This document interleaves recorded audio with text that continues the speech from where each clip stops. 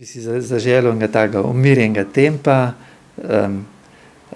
z neko zavestjo, da se lahko v bistvu zanesem na državo, na državljane, in da v bistvu lahko občutim neko varnost, ki bi mi jo ta država nudila v nadaljnjem razvoju.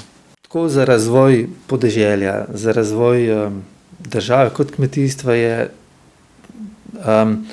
pomembno sobivanje med kmečkim prebivalstvom, med kmeti in med ostalimi državljani, a ne.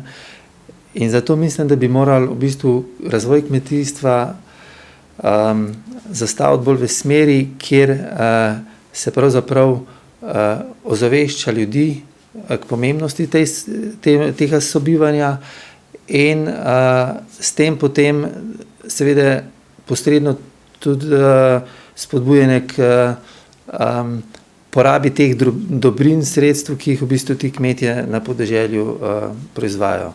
Slovenija nima velikih kmetij, ima večinoma manjših družinskih kmetij, ki pa s primerno organizacijo lahko v bistvu proizvedejo neko kritično maso kvalitetne hrane za Slovenijo. Zavedati se pa moramo, da smo tudi pravzaprav kmetje tisti, ki moramo sami narediti na svojem ugledu in na zaupanju pri ostalih državljanih. Če pogledamo Avstrijo, če pogledamo Nemčijo, je v bistvu kmet spoštovan, a ne. V Sloveniji je pa to tisti, ki pobere nekaj subvencij in na račun teh subvencij dobro živi.